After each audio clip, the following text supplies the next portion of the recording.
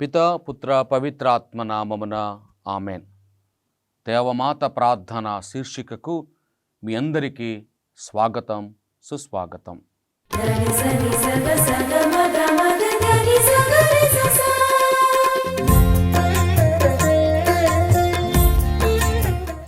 దేవుని యందు ప్రియమైన సహోదరి సహోదరులారా, గడిచినటువంటి 2 ఎపిసోడ్లలో కూడాను మనము మరియమాతను నూతన వాగ్దత్త మందసంగా ధ్యానం చేసుకుంటూ వస్తూ ఉన్నాం. పూర్వ నిబంధనములో ఉన్నటువంటి నిబంధన మందసపు పెట్టె, నూతన నిబంధనములో దేవుడిచే ఎన్నిక చేయబడినటువంటి మరియమాత నూతన నిబంధన మందసము అనేటువంటి ఓ గొప్ప ఎపిసోడ్ను మనము ధ్యానం చేసుకుంటూ వింటూ వస్తూ ఉన్నాం. ఇది 3వ ఎపిసోడ్లో మరియమాతను ఇంకొద్దిగా లోతైనటువంటి భావాలతో మరియమాత నూతన నిబంధన మందసము అనేటువంటి సత్యాన్ని మనం గ్రహించడానికి ప్రయత్నం చేద్దాం. ప్రేమైన సహోదరి సహోదరులరా, లూకాసు వార్త 1వ అధ్యాయము 39 నుండి 45 వచనాలు గనక మనం చూస్తే, మరియమ్మ ఎలిజబెతమ్మను సందర్శించినటువంటి గొప్పనైనటువంటి అంశాన్ని మనందరం కూడా చూస్తూ ఉన్నాం. ఇక్కడ మనము పోయినటువంటి ఎపిసోడ్లో వినినటువంటి దాన్ని ఒకసారి మనం జ్ఞాపకం చేసుకోవాలి. ఏంటంటే, ఉజ్జా ఆ నిబంధన మందసపు పెట్టెను తాకగానే తాను మరణించినటువంటి దానిని చూసినటువంటి దావీదు మహారాజు భయపడి ఆ నిబంధన మందసపు పెట్టెను యోధాసీమలో పర్వత ప్రాంతములో ఒబేదేం అనేటువంటి ఒక సేవకుని యొక్క ఇంటిలో అక్కడ ఉంచి తాను యెరూషలేముకు వెళ్ళిపోయాడు. 3 నెలల తర్వాత మరలా తిరిగి వచ్చి ఆ యొక్క మందసపు పెట్టెను మరలా ఊరేగింపుగా భక్తితో గౌరవంతో తీసుకుని వెళుతూ తాను నృత్యమాడాడు, తాను నాట్యమాడాడు అనేటువంటి దానిని మనందరం కూడా చూసాము. ప్రియమైన సహోదరి సహోదరులరా, ఈనాడు మనము గమనించవలసింది, ఎప్పుడైతే ఎలిజబెతమ్మ దగ్గరకు మరియ తల్లి వెళ్ళాలి అని చెప్పని నిర్ణయించుకుందో, దేవదూత యొక్క సందేశమును ఆలకించినటువంటి మరియమ్మ వెంటనే లేచి 39వ వచనములో ఈ విధంగా చెప్పబడుతూ ఉంది. దానికి ముందు 38వ వచనములో మరియమ్మ దేవదూతతో పలికినటువంటి మాటలు, ఇదిగో నేను ప్రభువు దాసురాలను, నీ మాట చొప్పున నాకు జరుగునుగాక అని పలికినటువంటి ఆ తల్లి వెంటనే యోధాసీమలో పర్వత ప్రాంతమున గల ఒక పట్టణమునకు త్వరితముగా ప్రయాణమైపోయెను. ఒక పట్టణము, లూకాసు వార్తికుడి పట్టణం పేరు రాయల. కానీ పరిశుద్ధ గ్రంథాన్ని మనం అర్థం చేసుకోవాలంటే, ఇదిగో వీటి వెనకాల ఉన్నటువంటి చరిత్రను మనం తెలుసుకోవటానికి ప్రయత్నం చేయాలి. ఆ చరిత్రను తెలుసుకోవటానికి మనం ప్రయత్నం చేసినప్పుడే మనకు ఈ యొక్క పరిశుద్ధ గ్రంథము చాలా లోతుగా అర్థమయ్యిద్ది. ఏంటి ఆ పట్టణం? ఆ పట్టణానికి ఉన్నటువంటి చారిత్రాత్మకమైనటువంటి ప్రాముఖ్యత ఏంటి? ఎలిజబెతమ్మ నివాసం ఉండేటువంటి, జకరియా నివాసం ఉండేటువంటి ఆ ప్రాంతం ఏంటి? ప్రేమైన సహోదరి సహోదరులరా, చరిత్రకారులు చెప్పేటువంటిది ఏంటంటే, ఈ పట్టణము పేరు అబూగోష్. హీబ్రూ భాషలో అబూగోష్ అని చెప్పని అంటూ ఉంటారు. ఎలిజబెతమ్మ నివాసం ఉండేటువంటి ప్రాంతం పేరు ఎయిన్ ఖరెమ్. ఇది హీబ్రూ భాషలో పలుకుతూ ఉన్నటువంటి మాటలు. ఇదిగో ఆనాడు కొన్ని వేల సంవత్సరాల క్రితం దావీదు మహారాజు ఈ యోధాసీమలో పర్వత ప్రాంతములో నివాసం ఉంటున్న ఒబేదేము దగ్గర ఇదిగో ఈ పాత నిబంధన మందసపు పెట్టెను వదిలేసి వెళ్ళిపోయాడు కదా. అదే ప్రాంతానికి ఈ నూతన నిబంధన మందసమైనటువంటి మరియమాత ప్రయాణమై వెళ్తూ ఉంది. నిరాడంబరంగా వెళుతూ ఉంది. చాలా సాధారణమైనటువంటి మహిళగా వెళుతూ ఉంది. ఒక సాధారణమైనటువంటి యువతిగా వెళుతూ ఉంది. ఇదే యోధాసీమ పర్వత ప్రాంతాలలోకి, ఇదిగో యోధాసీమలో పర్వత ప్రాంతమున గల ఒక పట్టణమునకు త్వరితముగా ప్రయాణమైపోయెను. ప్రయాణం చేస్తూ ఉంది. ఆనాడు పాత నిబంధన మందసపు పెట్టెతో వాళ్ళు ప్రయాణం చేసి వెళ్ళారు. ప్రేమైన సహోదరి సహోదరులరా, ఎప్పుడైతే దావీదు మహారాజు అక్కడ ఉజ్జా మరణించడం చూశాడో వెంటనే ఆయన పలికిన మాట బహుశా మీ అందరూ కూడా గుర్తుండే ఉంటుంది. దేవుని యొక్క శక్తి కలిగినటువంటి నిబంధన మందసభ పెట్టే నా దగ్గరికి వచ్చినకు నేను పాత్రుడనా అని చెప్పని అంటాడు.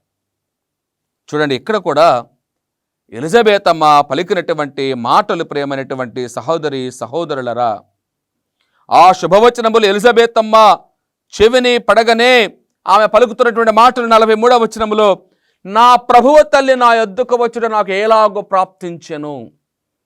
ఈ నూతన నిబంధన మందసమైనటువంటి ఈ నూతన నిబంధన మందసములో ఉన్నటువంటి ఇదిగో క్రీస్తు ప్రభుని కనబోయేటువంటి ఆ తల్లి నా యొద్దకు వచ్చుట నాకు ఏలాగూ ప్రాప్తించను అని చెప్పని ప్రేమైనటువంటి సహోదరి సహోదరులరా మనందరూ కూడా అర్థమవుతుంది. అక్కడ దావీదు మహారాజు ఆ పాత నిబంధన మందసాన్ని చూసి పలికినటువంటి మాటలు, అదేవిధంగా ఈ నూతన నిబంధనలో ఎలిజబెత్ అమ్మ మరియమ్మను చూసి పలికినటువంటి మాటలు ప్రేమైనటువంటి సహోదరి సహోదరులరా మనందరూ కూడా అర్థమవుతూ ఉంటుంది. ఆ తల్లి పలికినటువంటి మాటలను మనం చూస్తూ ఉన్నాం. ఎలిజబెత్ అమ్మతో నా ప్రభువు తల్లి నా యొద్దకు వచ్చుట నాకు ఏలాగూ ప్రాప్తించను అని చెప్పని అంటూ ఉంది. ప్రేమైనటువంటి సహోదరి సహోదరులరా మరి ఒక గొప్పనటువంటి అంశం ఏంటంటే, అక్కడ దావీదు ఎప్పుడైతే ఈ నిబంధన మందసాన్ని చేరాడో, ఈ నిబంధన మనసపై పెట్టే ముందు దావీదు మహారాజు నృత్యం చేశాడు, నాట్యమాడాడు కదా. అదేవిధంగా ఈ నూతన నిబంధన మనసమైనటువంటి మరియమాత ఎలిజబెత్ అమ్మ దగ్గరికి వెళ్ళినప్పుడు ప్రేమైన సహోదరులరా 40-41 వచనాలు మనం చూస్తూ ఉన్నాం. ఆమె జకరియా ఇంటిలో ప్రవేశించి ఎలిజబెత్ అమ్మకు వందన వచనములు పలికెను. ఆ శుభవచనములు ఎలిజబెత్ అమ్మ చెవిని పడగనే ఆమె గర్భమందలి శిశువు గంతులు వేసెను. ఆమె పవిత్రాత్మచే పరిపూర్ణురాలాయెను. ఏ విధంగానే దావీదు మహారాజు ఈ పాత నిబంధన మనసపు పెట్టే ముందు నృత్యమాడాడో నాట్యం చేశాడో, అదేవిధంగా ఈ నూతన నిబంధన మనసమైనటువంటి మరియమాత ముందు ఎలిజబెత్ అమ్మ ఉదరములో గర్భములో ఉన్నటువంటి బప్తిస్మ యోహాను క్రీస్తుకు ముందుగా ఈ లోకంలో జన్మించబోయేటువంటి వాడు. ప్రభువుని చూడగానే తను ఎగిరి గంతులు వేశాడు. వీరిద్దరి మధ్య జరిగినటువంటి గొప్పనటువంటి అంశము ప్రియమైనటువంటి సహోదరి సహోదరులరా, అదేవిధంగా ప్రియమైనటువంటి సహోదరి సహోదరులరా ఈ బప్తిస్మ యోహాను గారు ప్రత్యేకంగా మనం గమనించవలసినటువంటిది ఏమంటే, ఈ బప్తిస్మ యోహాను గారు ఈ యాజక్రమానికి చెందినటువంటి వాడు. ఎందుకంటే జకరియా, బప్తిస్మ యోహాను యొక్క తండ్రి జకరియా యాజకుడు, దేవాలయంలో ధూపం వేసేటువంటి వాడు. అప్పుడే కదా ఈ అద్భుతాన్ని గురించి దేవదూత తనతో చెప్పింది. కాబట్టి యోహాను ప్రత్యేకంగా ప్రేమైన సహోదరులరా ఈ యాజక క్రమానికి చెందినటువంటి వ్యక్తి. అనగా ఏ విధంగానైతే అహరోను యొక్క కర్ర అక్కడ ఉంచబడుతూ ఉందో, అదేవిధంగా ఈ యోహాను జకరియా వారు యాజక క్రమానికి చెందినటువంటి వారు. ప్రేమైనటువంటి సహోదరి సహోదరులరా పాత నిబంధన మనసభ పెట్టా ఈ ఉభయదేము దగ్గర ఈ యోధా పర్వత ప్రాంతంలో సుమారు 3 నెలలు అక్కడ ఉన్నట్లుగా మనకు కనపడుతూ ఉంది. అదేవిధంగా ఈ నూతన నిబంధన మనసమైనటువంటి మరియమాత ఈ యోధాసీమ పర్వత ప్రాంతాలలో ఎలిజబెత్ అమ్మతో 3 నెలల పాటు అక్కడ ఉన్నట్లుగా మనందరూ కూడాను అర్థమవుతూ ఉంది. ప్రేమైనటువంటి సహోదరి సహోదరులరా అదేవిధంగా ఈ పాత నిబంధన మందసము 3 నెలల తర్వాత యెరూషలేముకు తీసుకుని వెళ్ళినట్లుగా మనకు కనపడుతూ ఉంది. అదేవిధంగా మరియమాత 3 నెలలు ఎలిజబెత్ అమ్మతో ఉండి అక్కడి నుంచి ఆమె వెళ్ళిపోయిన తర్వాత బిడ్డను కన్న తర్వాత తిరిగి మరలా ప్రేమైన సహోదరుల యెరూషలేముకు వెళ్ళి ఆ బిడ్డను యెరూషలేము దేవాలయములో సమర్పించటం మనందరికి కూడా కనపడుతూ ఉంది. ప్రేమైనటువంటి సహోదరి సహోదరులరా లూకా సువార్త 1వ అధ్యాయం 56వ వచనం, 2వ అధ్యాయం 21 నుండి 22 వచనాలు మనందరికి కూడాను అర్థమవుతూ ఉంది. యెరూషలేములోకి వెళ్ళినటువంటి సమూయేలు 2వ గ్రంథం 6వ అధ్యాయం 12వ వచనం, రాజుల మొదటి గ్రంథం 8వ అధ్యాయం 9 నుండి 11 వచనాలు కూడా మనకు ఇదే ప్రస్తావనను ఇదిగో యెరూషలేముకు వెళ్ళినట్లుగా మన కనపడుతూ ఉంది. ప్రేమైనటువంటి సహోదరి సహోదరులరా, మరి ఒక గొప్పనైనటువంటి అంశాన్ని మనం తెలుసుకోవాలి. ఇక్కడ ఏంటంటే,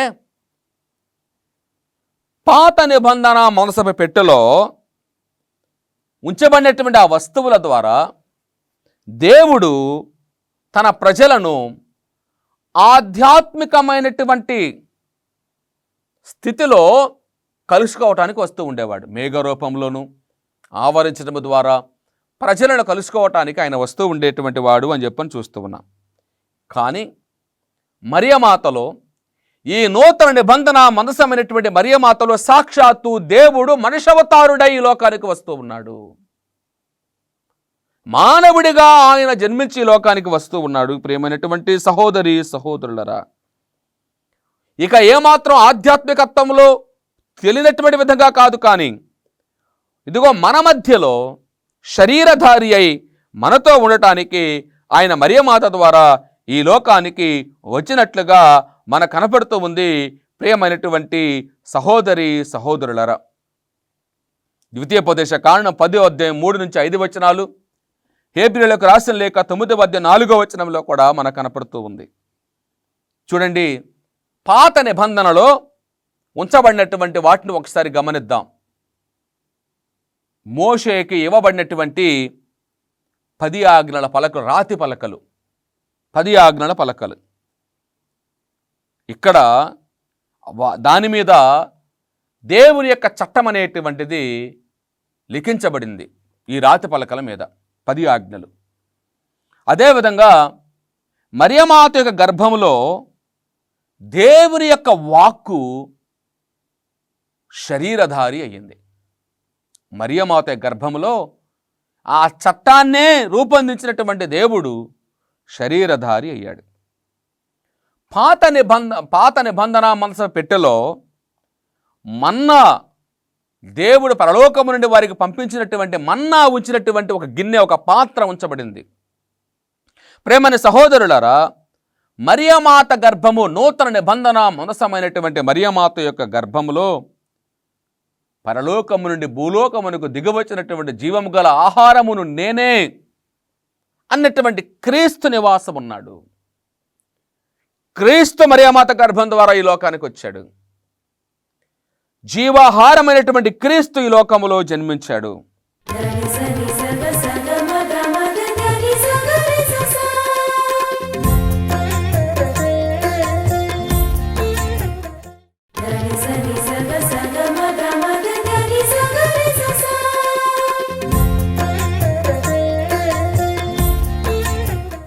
ప్రియమైనటువంటి సహోదరి సహోదరులరా, అదేవిధంగా పాత నిబంధన మందసం పెట్టెలో అహరోను యాజక క్రమమున అహరోను వాడినటువంటి కర్ర అక్కడ ఉంచబడితే, ఇక్కడ దానికి అర్థం ఏంటంటే ఆ కర్ర యాజకత్వానికి ఒక గుర్తుగా, ఒక సాక్ష్యంగా కనపడుతూ ఉంది.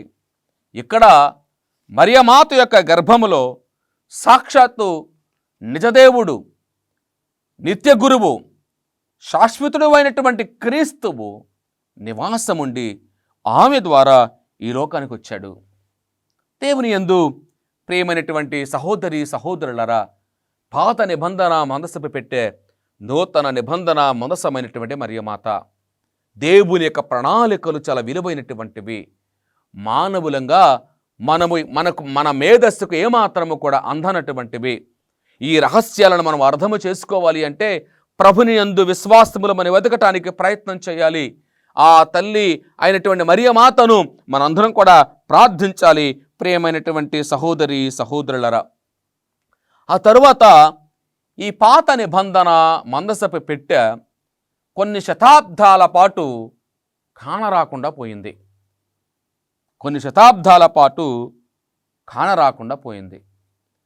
దర్శన గ్రంథంలో ప్రియ విశ్వాసులారా మనం చూస్తూ ఉన్నాం.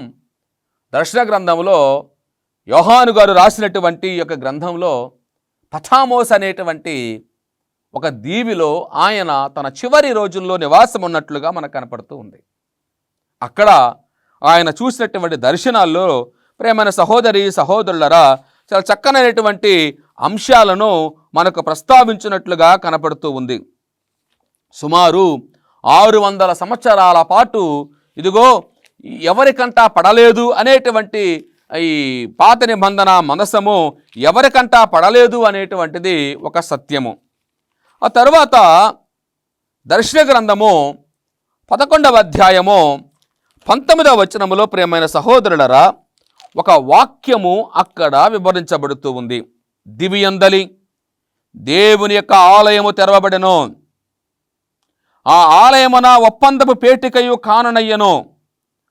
అంతలో మెరుపులను గజ్జనలను ఉరుములను భూకంపములను వడగండ్ల వానులను ప్రారంభమైన. దివియందలి దేవుని యొక్క ఆలయములో ఒప్పందపు పేటిక కనిపించలేదు. పూర్వములో దేవునిచే ఏర్పాటు చేయబడిన ఒప్పంద పేటిక కనిపించలేదు. ఎక్కడికి వెళ్ళిపోయిందో తెలియదు. కానీ ప్రేమైన సహోదరి సహోదరులరా వెంటనే ప్రేమైన సహోదరులరా 12వ అధ్యాయము 1-2 వచనాలలో అది ముగిసిన తోడనే వెంటనే దర్శనము చూస్తూ ఉన్నాడు యోహాను గారు. అంతటి దివ్యందు ఒక గొప్ప సంకేతము గోచరించింది. ఒక స్త్రీ దర్శనమిచ్చెను. సూర్యుడి ఆమె వస్త్రములు, చంద్రుడు ఆమె పాదముల క్రింద ఉండెను. ఆమె శిరముపై 12 నక్షత్రములు గల కిరీటము ఉండెను. ఆమె నిండు చోళాలు ప్రసవ వేదన వలన ఆమె మూలుగుచుండెను. అక్కడ కనపడకుండా పోయినటువంటి ఆ నిబంధన మందసము ఇదిగో మరియమాత యొక్క గర్భములో రూపము దిద్దుకుంటూ ఉంది, శరీర రూపం పోసుకుంటూ ఉంది. ఇదిగో ఈ యొక్క స్త్రీ సాక్షాత్తు మరియమాతే అనేటువంటి సత్యాన్ని మనందరం కూడా గ్రహించాలి. ప్రియమైన సహోదరులరా, ఈ నుండి చోళాలుగా ఉన్నటువంటి, ఈ ప్రసవ వేదన పడుతూ ఉన్నటువంటి, మూలుగుచూ ఉన్నటువంటి ఈ మరియమాత ద్వారా ఈ లోకములకి రాబోతూ ఉన్నటువంటి ఈ యేసు క్రీస్తువే తన యొక్క దండముతో, తన యొక్క రాజదండముతో ఈ లోకాన్ని పరిపాలించబోయేటువంటి రాజాదిరాజు, లోకరక్షకుడు, లోక కళ్యాణార్థమై ఈ లోకములో జన్మించినటువంటి సాక్షాత్తు దేవుని యొక్క కుమారుడు, దేవుడు పాస్కా గొర్రెపిల్లలాగా తయారవబోతున్నటువంటి వాడు, త్యాగ బలిగా తయారవబోతూ ఉన్నటువంటి వాడు, శిలువ మీద వ్రేలాడుతున్న రక్తమును చిందించి ఈ లోకాన్ని పాప ప్రక్షాళన చేయగల సమర్థుడు తాను. ప్రేమైనటువంటి సహోదరి సహోదరులరా, మనందరం కూడా గమనించవలసినటువంటి అంశం ఇది ప్రేమైన సహోదరి సహోదరులరా. కాబట్టి ఇక్కడ దర్శన గ్రంథంలో 12వ అధ్యాయంలో 1-2 వచనాలు, అదేవిధంగా 5వ వచనం మనం చూస్తూ ఉన్నాం. అంతటా సమస్త జాతులను తన ఇనుపదండముతో పరిపాలింపగల కుమారుని ఆమె ప్రసవించెను. కానీ ఆ బిడ్డ ఆమె చేతుల నుండి లాగివేయబడి దేవుని వద్దకు, ఆయన సింహాసనం వద్దకు తీసుకునిపోబడి. దీని అర్థం ఏమంటే లాగివేయబడటం అంటే తీసుకొని వెళ్ళటం అంటే ఆమెకి ఇతనికి సంబంధం లేదు అని చెప్పని కాదు అక్కడ. అనగా ఈ వ్యక్తి ఇదిగో దేవుని యొక్క సింహాసనాన్ని రేపటి రోజున అధిరోహించబోతూ ఉన్నాడు. ఆయనే సాక్షాత్తు దేవుడిగా ఈ లోకము దర్శనమివ్వబోతూ ఉన్నాడు అనేటువంటి సత్యాన్ని అక్కడ ప్రియమైన సహోదరులరా మనందరూ కూడా కనపడుతూ ఉంది. అనగా దేవుడు ఇదిగో ఈ యొక్క సింహాసనాసీనుడై ఆయన ఈ లోకాన్ని పరిపాలించబోతూ ఉన్నాడు అనేటువంటి సత్యము అక్కడ మనకు ఇవ్వబడుతూ ఉంది. సింహాసనము, దేవుని యొక్క సింహాసనము ఇతనికి ఇవ్వబోతూ ఉంది. ఇక నిన్న నేడు రేపు ఏకరీతిగా ఉండేటువంటి దేవుడిగా ఈ లోకంలో దర్శనమివ్వబోతూ ఉన్నాడు. ఆది అంత్యము లేనటువంటి వాడిగా ఈ లోకంలో తాను దర్శనమివ్వబోతూ ఉన్నాడు అన్నటువంటి సత్యాన్ని ప్రేమ సహోదరులను మనం గ్రహించాలి. అదేవిధంగా ఈ 12వ అధ్యాయములోనే మరియమాతను మనందరం కూడా ఒక రాజ్ఞిగా చూస్తూ ఉన్నాం. మరియమాతను ఒక రాజ్ఞిగా మనం చూస్తూ ఉన్నాం. ఆ తల్లి మనందరినీ కూడాను పరిపాలించేటువంటి రాజాదిరాజును కన్నటువంటి ఓ గొప్పనటువంటి మాతగా, తల్లిగా ప్రియమైన సహోదరి సహోదరులరా మనందరూ కూడా కనపడుతూ ఉంది. కాబట్టి ఆమె ద్వారా ఈ లోకములో జన్మించినటువంటి రాజాదిరాజు అయినటువంటి యేసు క్రీస్తువు ప్రేమైన సహోదరులరా సాక్షాత్తు దేవుడు, దేవుని యొక్క కుమారుడు. మనం గమనించవలసింది చివరిగా ప్రియమైన సహోదరి సహోదరులరా, పరిశుద్ధ గ్రంథాన్ని గురించి కనుక మనం చూస్తే,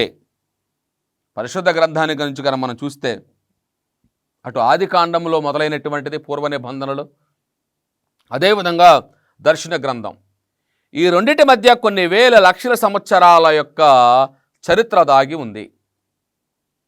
దీనిలో అనేక మంది ప్రజలు దేవుని యొక్క శక్తికి లోబడినటువంటి వారు, దేవునికి దూరమైనటువంటి వారు, దేవుని యొక్క ఆజ్ఞలను పాటించేటువంటి వారు, దేవునికి లొంగు జీవించేటువంటి వారు, విధేయత వినయము కలిగినటువంటి వారు, ప్రభుని యొక్క ప్రణాళిక తలవంచినటువంటి వారు, వేద సాక్షులుగా మరణించినటువంటి వారు, సంఘం కోసం ప్రాణాలు సమర్పించినటువంటి వారు, ప్రజల యొక్క అభివృద్ధి కోసం ప్రాణాలను సమర్పించినటువంటి వారు ఈ పరిశుద్ధ గ్రంథంలో అనేక మంది మనకు కనపడుతూ ఉంటారు.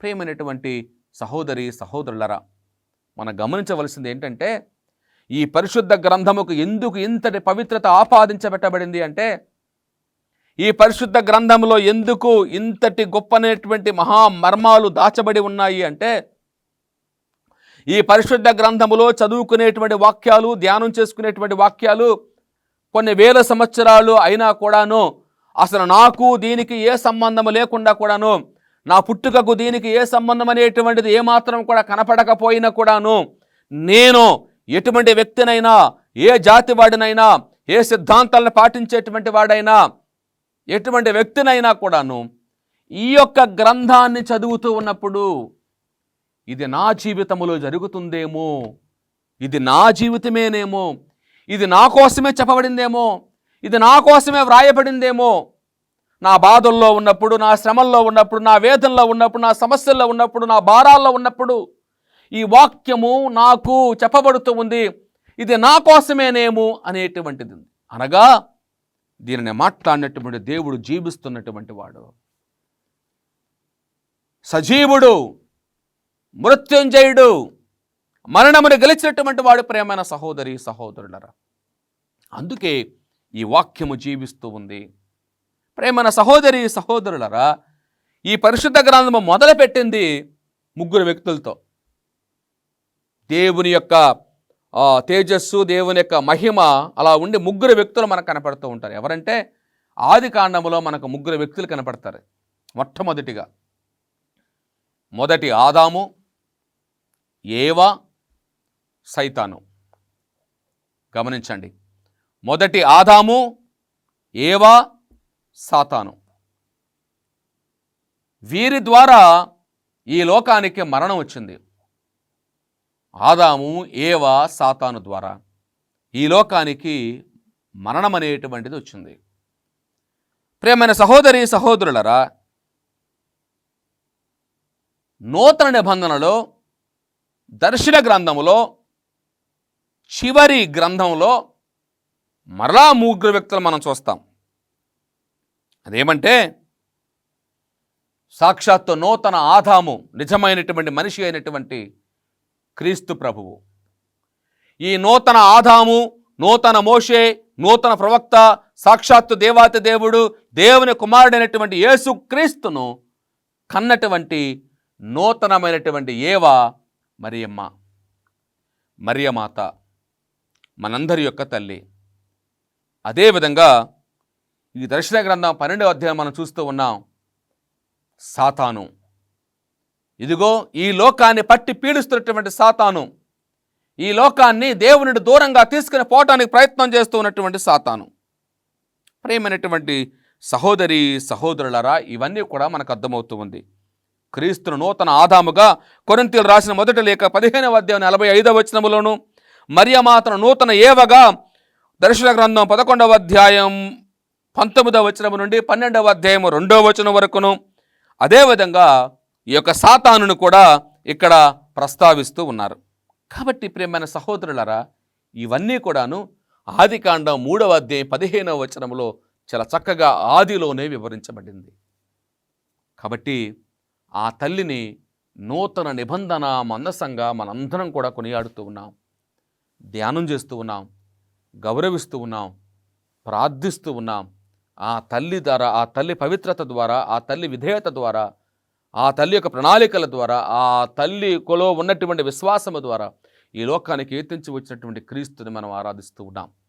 కాబట్టి ఆ తల్లి మనందరి కోసం కూడా ప్రార్థించాలని, మనలను, మన కుటుంబాలను, మన సంఘాలను దీవించాలి అని, మన విశ్వాసాన్ని బలపరచాలని మనస్ఫూర్తిగా ప్రార్థిస్తూ ఉన్నాను. దేవుడు మిమ్మందరిని దీవించునుగాక. పిత, పుత్ర, పవిత్రాత్మ నామమున ఆమేన్.